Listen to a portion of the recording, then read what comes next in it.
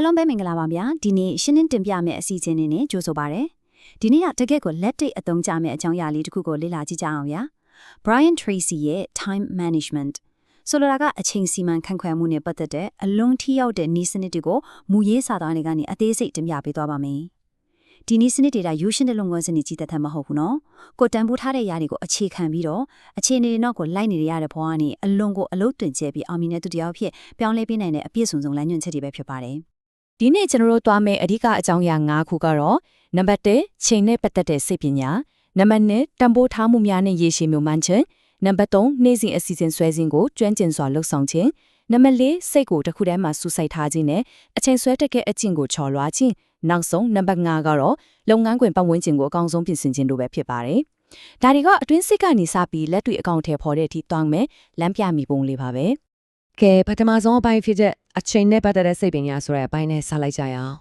ပထမလုံးသိထားရမှာကအချိန်ကိုစီမံခန့်ခွဲခြင်းဆိုတာတကယ်တော့မိမိရဲ့ဘဝတစ်ခုလုံးကိုစီမံခန့်ခွဲခြင်းပါပဲလူတွေရဲ့စိတ်ပိုင်းဆိုင်ရာထိန်းချုပ်မှု locus of control နှစ်ခုကိုနှိုင်းယှဉ်ကြည့်ရအောင်ဗျာ external locus of control ဆိုတာကကိုယ့်ကိုပြင်ပအခြေအနေတွေအထက်လူကြီးဒါမှမဟုတ်ပေးစရာရှိတဲ့ bill တွေနဲ့ PR တွေကလွှမ်းမိုးထိန်းချုပ်နေတယ်လို့ခန်းစားရတဲ့အခြေအနေမျိုးပါဒီလိုဆိုရင်အမြဲတမ်းစိုးရိမ်ပူပန်မှုတွေများနေတတ်တယ်လေ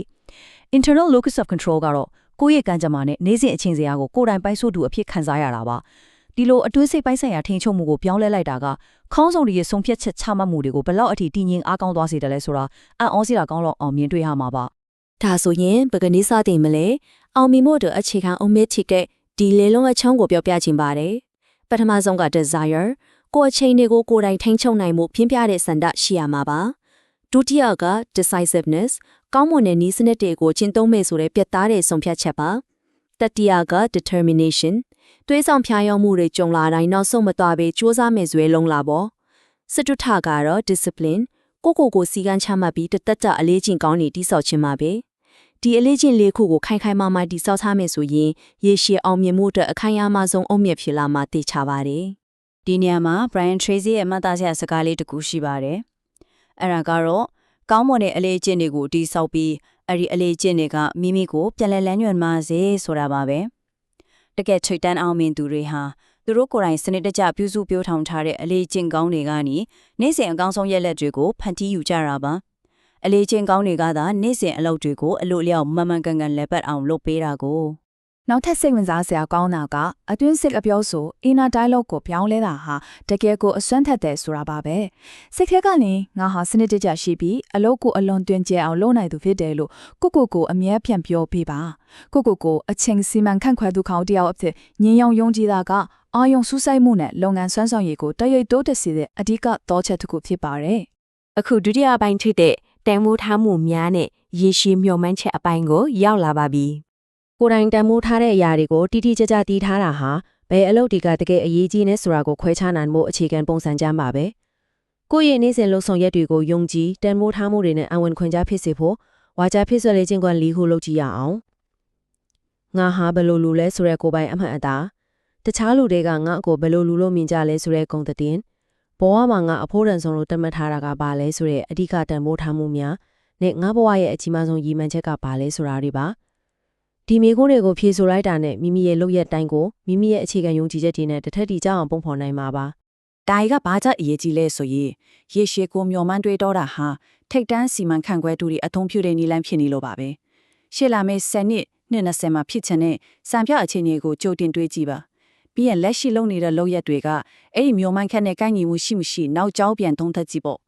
ဒီလိုရှေ့လဲတဲ့အမြင်ရှိမှသာပြန်ဘက်ကတောင်းဆိုလာတဲ့ဖိအားများစွာကိုဦးစားပေးအဆင့်သတ်မှတ်နိုင်မှာပါဒါအပြင်ပင်ပန်းနွမ်းနယ်မှု burnout ကိုရှောင်ရှားနိုင်ဖို့နဲ့အလို့ကန်ရေးရှိတည်တံ့ဖို့အတွက်မိသားစုမိတ်ဆွေစတဲ့ပုဂ္ဂိုလ်ရေးဆက်ဆံရေးတွေကိုလည်းတေချာထိမ့်သိမ်းကောက်ွယ်ဖို့လိုအပ်တယ်ဆိုတာမမေ့ပါနဲ့ကဲအခုဒီလိုကြီးမားကျယ်ပြန့်တဲ့ရေရှည်မျှော်မှန်းချက်တွေကနေနေ့စဉ်အစီအစဉ်ဆွဲချင်းဆိုတဲ့လက်တွေ့လှုပ်ဆောင်မှုပိုင်းကိုကူပြောင်းကြည့်ရအောင်ဒီအပိုက်မှာအချိန်စီမံခန့်ခွဲမှုကိုစတင်လေ့လာသူတွေဒီကနေ့ကစပြီးချက်ချင်းစတင်လှုပ်ဆောင်နိုင်တဲ့ရိုးရှင်းတဲ့အဆင့်တွေကိုတွေ့ရပါမယ်12မိနစ်ဆိုတဲ့ကဏ္ဍကတကယ်ကိုအံ့ဩစရာကောင်းပါတယ်အလုပ်မစခင်မိနစ်ပိုင်းလောက်အချိန်ပေးပြီးစာရွက်ပေါ်မှာအစီအစဉ်ချရေးလိုက်ရုံတဲ့အလုပ်တွင်ကျမှုကိုဘယ်လောက်အထိတိုးတက်စေလဲသိပါသလားမှတ်တမ်းနေရ12မိနစ်လောက်ကြိုတင်ရေးဆွဲပြင်ဆင်တာကစုစုပေါင်းမိနစ်20စာဆိုလိုတာက2နာရီစာအလုပ်တွင်ကျမှုကိုတိုးပွားစေပါရတဲ့ ဒါဟာအစီအစဉ်ဆွဲခြင်းကနေရလာမဲ့အလွန်တန်ဖိုးကြီးမားတဲ့အကျိုးများပါပဲ ဒါဆိုဘလို့အစီအစဉ်ဆွဲမလဲနေ့စဉ်လုပ်ရမယ့်အလုပ်တွေကိုသူတို့ရဲ့နောက်ဆက်တွဲအကျိုးဆက်တွေပေါ်မူတည်ပြီး ABCD မသက်နဲ့စနစ်တကျခွဲခြားလို့ရပါတယ် A ကမလုံမဖြစ်အလုပ်ရမယ်မလုံရင်ဆိုးရွားရဲ့နောက်ဆက်တွဲပြဿနာတွေရှိနိုင်တဲ့အလုပ်တွေပါ B ကလုံသိမ့်တဲ့အလုပ်တွေဒါပေမဲ့မလုံရဟန်းငယ်ပဲချိခိုက်နိုင်ပါတယ် C ကလုံရင်ကောင်းမဲ့အလုပ်တွေဒါပေမဲ့မလုံလည်းပြဿနာမရှိပါဘူး D ကကြတော့တခြားသူကိုလွဲပေးပြီးကိုယ့်အချိန်ကိုချွေတာရမယ့်အလုပ်တွေပါနောက်ဆုံး E ကတော့တန်ဖိုးမရှိတဲ့အတွက်လုံးဝပယ်ဖြစ်လိုက်ရမယ့်အလုပ်တွေပဲဖြစ်ပါတယ်ရှင်းပါတယ်နော်အလွန်ထင်ရှားတဲ့ 80-20 rule ကိုလည်းအကောင်းဆုံးသရောဖော်ကြည့်အောင်ကိုလှုပ်ဆောင်တဲ့အလုပ်တွေအားလုံးထဲကထိတ်ဆုံး20ရာခိုင်နှုန်းသောအလုပ်တွေကသာစုစုပေါင်းတန်ဖိုးရ80ရာခိုင်နှုန်းကိုဖန်တီးပေးတာပါကျန်တဲ့80ရာခိုင်နှုန်းသောအလုပ်တွေက20ရာခိုင်နှုန်းသောတန်ဖိုးကိုပဲပေးပါတယ်ဒါကြောင့်နေ့စဉ်အလုပ်တွင်ကျဲမှုအများဆုံးရရှိဖို့ဆိုရင်အဲ့ဒီအရေးပါတဲ့အနှဲငယ်သောအလုပ်တွေနဲ့တာမန်အလုပ်တွေကိုခွဲခြားသိမြင်ဖို့အလုံးကိုအရေးကြီးပါတယ်နောက်တဲ့စဉ်းစားစရာမိခွန်းတူရှိပါသေးတယ်မိမိအလုံးရဲ့တန်ဖိုး90ရာခိုင်နှုန်းကိုဖန်တီးပေးနေတဲ့အရေးကြီးဆုံးလုပ်ငန်းစဉ်3ခုကဘာတွေလဲဒါကို law of 3လို့ခေါ်ပါတယ်လုပ်ငန်းခွင်မှာမိမိတိုက်ရိုက်တာဝန်ယူရမယ့် key reset areas တွေကိုအတိအကျဖော်ထုတ်သိရှိထားဖို့လိုအပ်ပါတယ်ကိုယ်တိုင်လည်းလုပ်နိုင်ပြီးအကောင်းဆုံးလုပ်နိုင်မယ်ဆိုရင်လုပ်ငန်းတွေကြီးမားတဲ့အပြောင်းလဲဖြစ်စေမယ့်အလုပ်တွေကိုတေချာသိရှိထားရပါမယ်အခုစတုထပိုင်းထက်ကစိတ်ကိုတစ်ခုတည်းမှာစူစိုက်ထားခြင်းနဲ့အချင်းဆွဲတတ်တဲ့အကျင့်ကိုကြော်လွှားခြင်းအပိုင်းကိုရောက်လာပါပြီမစ်စင်အစီအစဉ်ဒီကိုလက်တွေ့အကောင့်ထဲပေါ်တဲ့နေရာမှာအမြဲကြုံရတဲ့အချင်းဆွဲရတဲ့သဘာဝကိုကြော်လွှားနိုင်မယ့်နီးဖြူဟာလေးစုပါတယ်ဒီ900ရာခိုင်နှုန်းဆိုတဲ့အချက်ကတကယ့်ကိုအမခန့်ပါပဲ multitasking လို့ခေါ်တဲ့အလုပ်တွေကိုတကယ်နဲ့ရောနှောလောက်တာဟာအလုပ်တွင်ကျတဲ့ဆိုတဲ့အယူဆအမားကြီးကိုချိဖြတ်ပြလိုက်ကြပါပဲတကယ်တော့အလုပ်တစ်ခုကိုချလိုက်နောက်တစ်ခုကိုကောက်လုပ်လိုက်လုပ်နေတာဟာအလုပ်တစ်ခုကိုစက်တိုက်တထိုင်နဲ့ပြီးအောင်လုပ်ကြချက်အချိန်900ရာခိုင်နှုန်းလောက်ပိုကုန်ရစေတယ်ဆိုတာကိုလေးလာချက်ကြီးကအခိုင်အမာဖော်ပြနေပါတယ်မယုံနိုင်စရာပဲနော် ဒါကြောင့် single handling လို့ကိုတဲ့အယူယူဆဟာအလုံးအရေးပါလာပါမယ် single handling ဆိုတာအလုပ်တစ်ခုကိုစလုပ်ပြီးဆိုတာနဲ့ဘေးပတ်ဝန်းကျင်သောရက်ဒီကိုဖယ်ရှားပြီး100ရာခိုင်နှုန်းပြီးစီးတဲ့အထိအဲ့ဒီအလုပ်တစ်ခုတည်းကိုသာစူးစိုက်လုပ်ဆောင်တဲ့စီကံဖြစ်ပါတယ်စိတ်ကိုတနေရာထဲမှာစူးစိုက်ထားတာဟာအလုပ်တွေတစ်ခုပြီးတစ်ခုပြောင်းလဲနေရကိုရက်တန့်ဖို့နဲ့အချိန်ဆွဲတဲ့အကျင့်ကိုဖျောက်ဖျက်ဖို့မရှိရဖြစ်လိုအပ်ချက်တစ်ခုပါအချိန်ဆွဲတဲ့အကျင့်ကိုဘလို့အနိုင်ယူမလဲဆိုတဲ့တိကျတဲ့နည်းလမ်းတွေကိုကြည့်ရအောင်စိတ်ထဲမှာအခုချက်ချင်းလှုပ်ဆိုပြီးအချိန်ချင်းပြောပြီး program တွင်းထားပါကြီးမားတဲ့အလုပ်တွေကိုတလုပ်စာအလွယ်တကူလုပ်နိုင်တဲ့အပိုင်းအစားလေးတွေအထိခွဲခြားလိုက်ပါတခါလုံးရင်အပိုင်းတစ်ပိုင်းကိုသာပြီးအောင်လုပ်တဲ့ဆလာမီအသားဖျားလေးတဲ့နီလန်းကိုသုံးကြည့်ပါနောက်ပြီးအချိန်ဆွဲမဲ့ဆိုရင်တော့ကိုယ်တိုင်တတိထားပြီးကြံပိုးနဲ့လက်စလုပ်တွေကိုသာရွေးချယ်ပြီးအချိန်ဆွဲပါဒီနီလန်းတွေကအခက်အခဲဆုံးအလုပ်တွေကိုတောင်အချိန်အုံနဲ့ပြီးမြောက်စေနိုင်ပါတယ်ဗျာ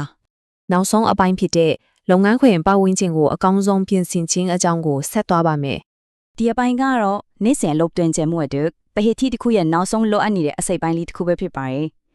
အချက်နှုံအကောင်းဆုံးဖြစ်အောင်ဘယ်လိုစီစဉ်မလဲတကယ်ကိုလက်တွေ့ကျတဲ့အလုပ်စာပွဲစီကံချက်တွေကိုကြည့်ရအောင်အလုပ်စာပွဲကိုအမြဲတမ်းရှင်းလင်းချပါလက်ရှိလုပ်နေတဲ့အလုပ်နဲ့သက်ဆိုင်တဲ့ပစ္စည်းတွေကိုဒါမျက်စိရှိမှချပါလိုအပ်တဲ့ပစ္စည်းတွေကိုကြိုတင်ပြင်ဆင်ထားပြီးကျန်တဲ့စာရွက်စာတမ်းတွေနဲ့ digital file တွေကိုတိကျသိသိဖိုင်ထွဲထားပါဒီလိုလုပ်လိုက်တာကအာယုံလက်ဆရာကိုဖယ်ရှားပြအောင်ဒါမှမကပဲစိတ်ထဲမှာရှုပ်ထွေးနေတယ်ဆိုတဲ့ခံစားချက်တွေကိုပါရှင်းလင်းပြပါပါတယ်တကယ်စမ်းကြည့်တင်တယ်နော်အလွန်ထိရောက်တဲ့မနက်ခင်းအလေးကျင့်3ခုရှိပါတယ်နံပါတ်1အနောက်အရှက်ကင်းကင်းနဲ့မိနစ်60လောက်အလုပ်လုပ်နိုင်ဖို့စောစောထနံပါတ်2ရုံးကိုတခြားသူတွေမလာခင်တနားရီလောက်စောသွားနံပါတ်3အနောက်အရှက်မပေးရဆိုတဲ့အချိန်တနားရီသတ်မှတ်ထားရှုပ်ထွေးတဲ့ရုံးချိန်တွေမစခင်မှာဒီရိုးရှင်းတဲ့နီလန်းတွေနဲ့တဆင့်အလွန်အာရုံစူးစိုက်မှုကောင်းတဲ့အလုပ်ချိန်တွေကိုဖမ်းယူရရှိနိုင်ပါတယ်ကဲညီကုန်းချုံအနေနဲ့စဉ်းစားစရာမေးခွန်းလေးတစ်ခုမေးချင်ပါတယ်မနေ့ဖြန်ကစပြီးခီးတစ်ခုကိုတလားလောက်ရွတ်တဲ့ရသွားရတော့မယ်ဆိုရင်ဒီကနေ့မိတိမနီပြီးအောင်လုပ်သွားမယ်အလုပ်တစ်ခုကဘာဖြစ်မလဲဒီမေးခွန်းကလက်ရှိအရေးကြီးဆုံးအရာတွေကိုစိတ်ထဲမှာချက်ချင်းအာရုံစိုက်မိစေပါတယ်ဒီနေ့ရှင်းလင်းတင်ပြခဲ့တဲ့အကြောင်းအရာတွေနဲ့တစ်ဆင့်မိမိရဲ့နေ့စဉ်အခြေအနေကိုအကောင်းဆုံးပြန်လည်တည်ဆောက်နိုင်ဖို့ခွဲအားတွေရရှိလိမ့်မယ်လို့ယုံကြည်ပါတယ်ကိုယ့်ရဲ့အခြေအနေကိုဒီနေ့ကစပြီးဘယ်လိုပြောင်းလဲစီမံမလဲဆိုတာဆက်ပြီးလေ့လာကြည့်ဖို့လည်းတိုက်တွန်းချင်ပါတယ်အားလုံးပဲချင်းကိုအကျိုးရှိရှိအသုံးချနိုင်ကြပါစေဗျာ